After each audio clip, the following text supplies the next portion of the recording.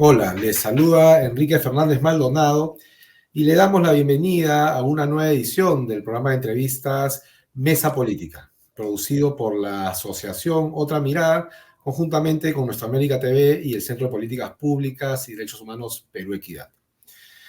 Vivimos tiempos complejos e intensos en el país. Esta semana se ha anunciado un nuevo paro de transportistas para el 23 de este mes, luego de haberse realizado el día 11 y 12 una paralización que desde muchas opiniones se ha considerado exitosa porque ha logrado realmente paralizar una parte importante de la actividad económica en la capital y en otras regiones. Movilización, recordemos, que convocaron los gremios transportistas para exigirle a las autoridades medidas más claras y contundentes en la lucha contra la organización criminal o la delincuencia organizada, que viene generando una ola de extorsiones que ya tiene algún tiempo, meses y años, y que ha llevado a que muchas empresas pequeñas, microempresas, emprendimientos, tengan, digamos, que cerrar producto de la situación compleja de extorsión a la que se encuentran, y muchas empresas también han visto descapitalizarse producto de los cupos que tienen que pagar, para no hablar de lo más grave, que son las 23 personas que han muerto en 19 días, en un contexto en que el gobierno había declarado precisamente estado de emergencia para combatir esta ola de violencia y delincuencia, pero que no ha tenido los resultados que la ciudadanía, la población, exige y espera. Recordemos que este gobierno tiene una alta tasa de impopularidad o de descontento que supera el 90%, y no solo el gobierno, sino también el Congreso, que son las dos instancias o poder del Estado a quienes la ciudadanía le atribuyen responsabilidades directas sobre esta ola de violencia en la que nos encontramos. Como si fuera poco este escenario catastrófico, que ya llamarlo crisis pues queda un poco ocioso por el mismo vaciamiento del concepto de crisis, dado que desde hace mucho tiempo nos encontramos en una situación así. El Congreso de la República, que está sesionando en estos momentos y discutiendo la reforma de la ley 32108, que lo que buscaba en teoría es regular la formación de bandas criminales, pero que de acuerdo a diversos especialistas y análisis, lo que estaría consiguiendo es hacer más laxa y flexibilizar la regulación penal para el combate de las bandas criminales. Y quienes analizan esta norma, lo que están encontrando es que más bien favorecería a muchos o algunos de los grupos políticos que se encuentran actualmente en el Congreso y a varios de sus miembros que llenen procesos judiciales por estar vinculados precisamente a actividades delictivas, es decir, preparando el terreno para una impunidad una vez que dejen los cargos. Para hablar sobre estos temas que para muchos resultan muy confusos y complejos de entender, tenemos el honor de contar en esta edición con el antropólogo Eduardo Bayón, miembro del Centro de Estudios y Promoción del Desarrollo DESCO, quien es analista político y que viene haciendo un seguimiento detallado de todos estos procesos. Acaba de publicar un ensayo, un artículo en el último número Perú Hoy, que titula La democracia peruana, crisis sin límite. Eduardo, gracias por estar en Mesa Política y bienvenido una vez más. Gracias a ustedes por la invitación. ¿Por dónde comenzamos a hebrar el entendimiento de este momento que vive el país? ¿Qué elementos rescatarías tú como los principales factores explicativos de esta crisis política que se refleja en el gran descrédito que tienen los partidos que nos representan en el Congreso, en el gobierno, pero también la propia práctica política para un amplio sector de la población, y toda esta situación de anomia que se vive en el país, donde los sectores informales ahora aparecen como el actor fundamental para exigirle al gobierno políticas claras para resolver los problemas que hemos comentado al inicio? Un primer elemento general de contexto para poder entender la complejidad de lo que estamos viviendo antes de mirar exactamente lo que estamos viviendo en estos días. En sentido estricto, se suman tres tiempos distintos de larga duración, de corta duración y, digamos, de mediana duración. En la larga duración,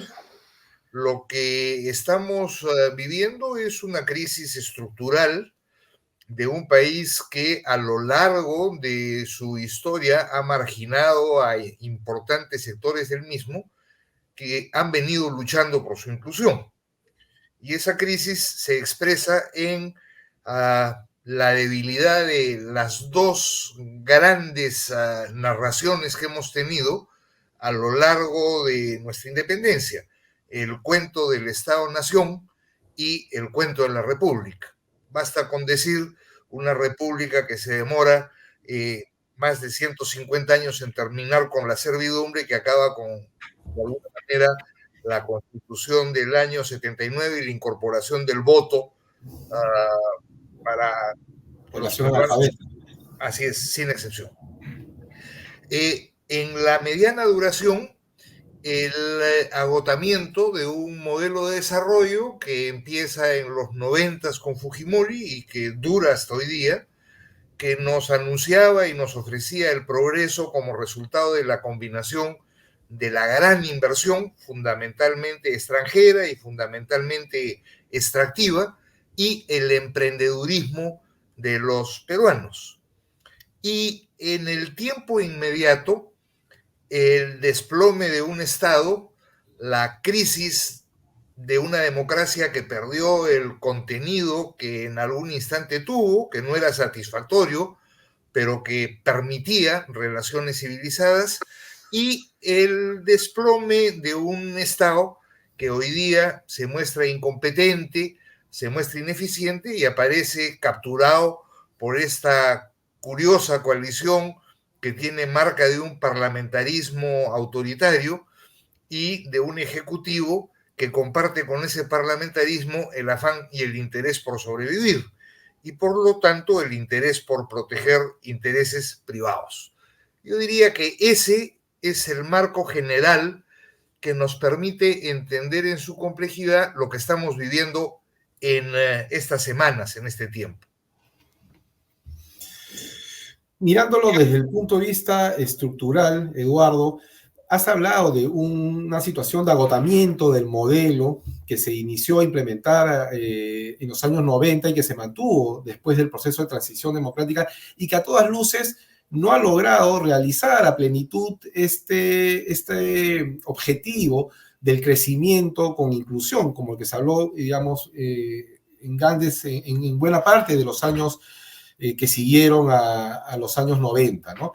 Y esto se está expresando ahora en un incremento de las actividades, no solo informales, se habla pues del 75% de la economía peruana estaría, digamos, en el sector informal, pero también estamos hablando del surgimiento de economías ilegales que están, digamos, participando directamente en las instituciones del Estado, representadas por algunos congresistas de la República, y que estarían poniendo en cuestión el principio fundacional del Estado moderno, y en este caso el Estado peruano, que es el de garantizar la seguridad de los ciudadanos dentro del territorio. El Estado peruano está en una situación de crisis y yo creo que eso es evidente. ¿Cómo desentrampar esa situación? ¿Qué es lo que tendría que hacer la sociedad peruana para salir de ese entrampamiento?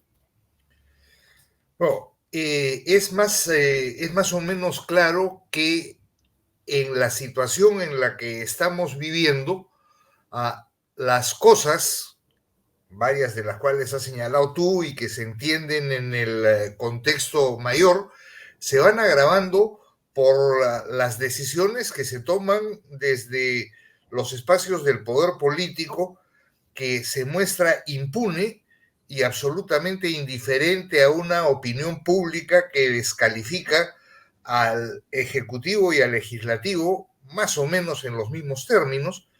y que desconfía enormemente de todas las instituciones del Estado que han venido siendo capturadas por la coalición que está en el gobierno en el último tiempo. Y en ese contexto, el desinterés por la política, el rechazo por la política que ha predominado, digamos, en los últimos 2, 3 años, y que tiene relación también con cambios muy grandes que se han dado en nuestra sociedad, encuentra un límite que sorprende a quienes están en el poder político, y ese límite es la supervivencia en su sentido más estricto, la defensa de la vida, que es la que se ve amenazada como resultado del crecimiento de distintas economías ilegales que, hay que ser claros, no son nuevas, vienen desde mucho tiempo atrás, y de una informalidad que sí está por encima del 75% en su mirada más microscópica, pero que viene desde la década del 80, cuando ya superaba el 43%. Entonces hay allí, de alguna manera, una incapacidad que ha hecho que la sociedad, no obstante su fragmentación, no obstante sus diferencias y su desinterés, empiece a movilizarse a partir de un hecho dramático, pero en última instancia anecdótico, es decir, la muerte y la extorsión sobre transportistas públicos. Y en ese proceso se van sumando varios de los extorsionados, pequeños del mundo de la informalidad, bodegueros, distintos mercados, y van de alguna manera transitando y superando las cortinas de la informalidad y terminan involucrando a sectores históricamente organizados, construcción civil, a algunos sindicatos, la CGTP, pero también a sectores empresariales. Y finalmente, desde el mundo empresarial, sorprendentemente, la Sociedad Nacional de Industrias, a la Cámara Peruana de la Construcción, que con construcción civil tienen una historia larga de diálogo y, en fin, de buscar formas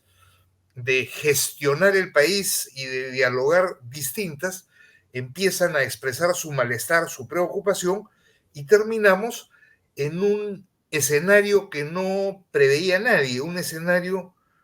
que podemos denominar arbitrariamente, cierto, pero que podemos denominar ciudadano. Es la gente que siente que si no hace algo va a seguir teniendo que soportar a un Congreso y a un Ejecutivo que se muestran impunes. Impunes en sus objetivos e impunes en su visión. Porque ciertamente la 32.108, desde mi punto de vista, tiene que ver fundamentalmente con proteger la impunidad de una cuarentena de congresistas que tienen carpetas fiscales por supuestamente ser parte de organizaciones criminales. Pero al lado de esto, la arbitrariedad, mesa redonda, por ejemplo, y la paralización y la movilización de los comerciantes que van contra otra ley, la 31.998, que en la práctica busca limitar las actividades, digamos, en un espacio comercial central de Lima a 4 rubros, arriesgando a cerca de 100.000 empleos que ya existen y que son parte de la supervivencia y la informalidad. En donde el dato clave es que quienes han disparado este proceso vienen del mundo de la informalidad y han sido, hay que decirlo también, importante clientela electoral de quienes hoy día manejan este autoritarismo desde el Parlamento y en general desde el poder político, que es simultáneamente conservador y mafioso, es decir, conservador y corrupto. Y eso, de alguna manera, configura un escenario en donde ya hay indicios de la gente diciendo basta. Y los indicios empiezan en Lima, que fue el espacio que estuvo básicamente al margen, más allá de servir como escenario de las movilizaciones que empezaron en diciembre del 2022. Interesante esto que señalas dentro de las varias ideas que has compartido, de estas movilizaciones que han significado, digamos, un alto, digamos, a esta laxitud o esta complicidad del poder político con las bandas organizadas, que nace de sectores que hace unos años más bien lo que querían era que la actuación del Estado se limite al máximo, porque son los mismos sectores que en algún momento se movilizaron para que se les condonen las multas de tránsito, por ejemplo, ¿no? O que se habiliten las líneas de transporte en un proceso que se quería ordenar más bien el transporte público en la ciudad. Y otro elemento que también rescato es que esta situación límite en la que nos encontramos con un alto número de víctimas producto de hechos violentos, asesinatos, que ya al 15 de octubre ha superado el número de muertes violentas registradas en 2023, está llevando a que actores que usualmente no dialogaban o que se encontraban en veredas opuestas con discursos antagónicos comiencen a confluir en algunas acciones colectivas, también de protesta y de llamado a atención a las autoridades, como son los gremios sindicales con algunas organizaciones empresariales como la Sociedad Nacional de Industria o CAPECO y la Federación, que ya es un caso particular que lleva 2 décadas negociando colectivamente sin ningún problema. Pero esta resistencia cívica que parece estar configurando y que surge en Lima nos da esperanzas de poder doblegar o doblarle el brazo a esta coalición autoritaria entre el Ejecutivo y el Congreso que está trabajando para garantizar una transición afín a sus intereses el 2026 y garantizar un escenario de impunidad. Hay elementos de los cuales nos podamos agarrar para no tirar la toalla y no caer en el estado de resignación y que esto sea sostenible. Termino con esta idea, Eduardo. Hace unos años, Julio Kotler señalaba que en el Perú hay protestas sociales, pero no movimientos sociales. Estamos en un escenario donde se puede configurar un movimiento ciudadano que enfrenta a la coalición autoritaria, que es lo que nos preocupa. Estamos en un escenario en donde la posibilidad empieza a abrirse, y empieza a abrirse desde la gente, desde la calle, desde la sociedad en el sentido más amplio, no desde la política. Estamos en un escenario en donde, no obstante esto positivo, hay fragmentación.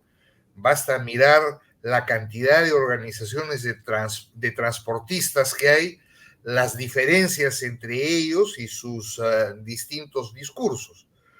Pero estamos en un escenario en donde empiezan a converger sectores que, de alguna manera, por pragmatismo y por la lógica clientelar que caracteriza históricamente nuestra política, en nombre de la protección de rutas y del no pago de multas y faltas, saltaron del vínculo con Solidaridad Nacional y Luis Castañeda al vínculo y al respaldo electoral al señor López Aliaga, actual alcalde de Lima y promotor,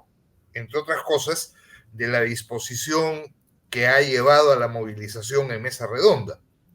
Pero simultáneamente estamos en un contexto en donde desde los sectores empresariales empiezan a mirar a el primer intento. Has hecho bien en señalar que es una larga historia y exitoso que han tenido de diálogo con el otro lado de la mesa, que es este esfuerzo CAPECO, construcción civil. Y a partir de esa mirada empiezan a entender que estamos en una situación en donde o nos ponemos de acuerdo en cuestiones básicas y empezamos a tratar de definir qué país queremos y qué Estado necesitamos para ese país, o estaremos condenados a que lo que estamos viviendo hoy día termine de descalabrar lo poquísimo de orden que queda en el país y en la sociedad. Ya, el desafío es grande. Es evidente que este esfuerzo no va a suponer un salto a la política. Y es evidente también que en ese eventual salto a la política, ni las izquierdas en plural, ni las derechas en plural, menos aún los centros, que son más pequeños, digamos, están hoy día convencidos de un camino democrático. La necesidad de una coalición y de acuerdos de mediana duración en defensa de la democracia, que sean plurales y que sean abarcativos, me parece indiscutible. Y sin embargo, hoy día suena como un deseo muy largo en el tiempo, en donde, sin embargo, Insisto, creo que hay semillas que permiten tener una expectativa y que debieran llevarnos a exigir a la política, a los políticos, a algunas de las 35 franquicias que ya están registradas, que algo de responsabilidad tienen, para empezar a mirar las cosas en esos términos.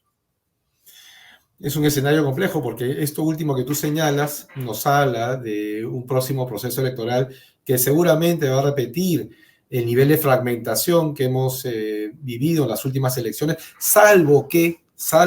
Eduardo, en un rapto de conciencia de las fuerzas políticas se formen frentes de centro, de derecha, de izquierda, sobre la base de consensos básicos, primero al interior de estos frentes, para reducir esa fragmentación y darle ese orden que requiere el sistema político que nos lleve pues a una representación genuina de los intereses de la población que están precisamente del lado de la seguridad ciudadana, de la seguridad alimentaria, del empleo digno, de la lucha contra el cambio climático, de la reducción de la informalidad, de la administración de justicia. Es decir, las demandas son múltiples y amplias e históricamente postergadas, pero la representación política que tenemos ahora y que probablemente tengamos en el próximo gobierno, si es que no se dan estos procesos que tú has dejado delineados, no se van a atender. Y desde lo social, ojalá que se den estos brotes de resistencia cívica y podamos llevar a los actores políticos a la generación de acuerdos por la, digamos, continuidad del Estado peruano, porque ahora lo que se discute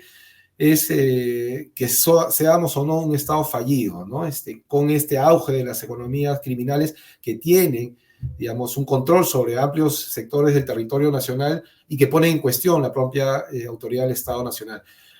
Tenemos, vuelvo a repetir, espacio para tener expectativas o esperanza de lo que viene. Solo la sociedad movilizada va a generar los cambios que se requieren, o la política, que ya sabemos cómo es, nos brinda algún elemento. La sociedad movilizada es clave, porque hoy día ya tenemos indicios marcados que parte del juego político de la coalición en el gobierno supone restringir al máximo la posibilidad de elecciones competitivas. La lógica de ir descalificando a sucesivos candidatos, la lógica de inventar un cuco que en esta ocasión se llama Antauro, la desesperación por avanzar en formas de control en nombre de la inseguridad, llamaba la amenaza de las Fuerzas Armadas haciéndose cargo del control interno, son parte de un proceso en donde la captura de la Junta Nacional de Justicia, la eventual sanción sobre el Jurado Nacional de Elecciones, etcétera, etcétera, ya, nos indican cómo están entendiendo las elecciones. Y eso, hay que ser claros, va a afectar por igual a las izquierdas y a las derechas. Es decir, va a proteger los intereses de los 120 personajes que están sentados en el Congreso de la República y de quienes están instalados en el Ejecutivo, que tienen como hilo conductor que los vincula la necesidad en muchísimos casos de proteger su impunidad. Ese escenario es un escenario que desde la sociedad debe transformarse, porque si uno observa lo que están haciendo hoy día los distintos partidos políticos, lo que están haciendo es discutir cómo van a conformar sus listas. Su presión es porque se prolongue el tiempo para que uno pueda saltar de un partido a otro o inscribirse en un partido. Es decir, están convencidos que van a haber elecciones, están convencidos que van a ser el 2026 y están convencidos que van a ser, digamos, medianamente competitivas. Esa posibilidad la tiene que garantizar la sociedad, pero al garantizarla tiene que ir obligando a los políticos a alinearse con esa lógica de la sociedad. Y desde los distintos espacios, porque en esta lógica ciudadana sí hay izquierdas, hay derechas y hay un centro grande, digamos. Este paro contra lo que sostiene el gobierno no es promovido desde las izquierdas, de la misma manera que no es ni promovido ni resistido en paquete desde las derechas. Es en ese juego en donde la sociedad debe exigir a quienes encuentren de alguna manera una oportunidad para volver a vincularse con ella, es decir, con la sociedad, debe exigirles claridad y transparencia en este asunto y una lógica de jugar a garantizar elecciones competitivas y a construir frentes que expresen propuestas claras frente al país y que expresen discrepancias claras y acciones claras frente a lo que estamos viviendo y vamos a seguirlo viviendo, porque la lógica del Ejecutivo y del Congreso no tienen trazas de cambiar, aunque en este momento, dando distintos volantines, están tratando de digerir y de controlar, digamos, un escenario que no entraba dentro de sus cálculos de ninguna manera. Bueno, va quedando claro entonces cuál es el derrotero de la sociedad peruana en los próximos meses y años. Por un lado, organización y movilización para garantizar que las instituciones a cargo del proceso electoral puedan realizarlo en términos de imparcialidad, objetividad y respeto por las normas democráticas. Y por otro lado, la construcción de frentes, digamos, que puedan frenar los extremos tanto de la derecha y la izquierda, que son los que buscan que se mantenga este escenario de caos, de informalidad y de ilegalidad que tanto resiente la población. Eduardo, te agradecemos este tiempo brindado a Mesa Política y te invitamos a una próxima ocasión a compartir tus opiniones y análisis con la audiencia de Otra Mirada. Y a todos nuestros seguidores y seguidoras los invitamos a compartir el contenido de este programa a través de las redes sociales que se encuentran en la parte inferior de su pantalla. Con nosotros y nosotras será hasta otra oportunidad.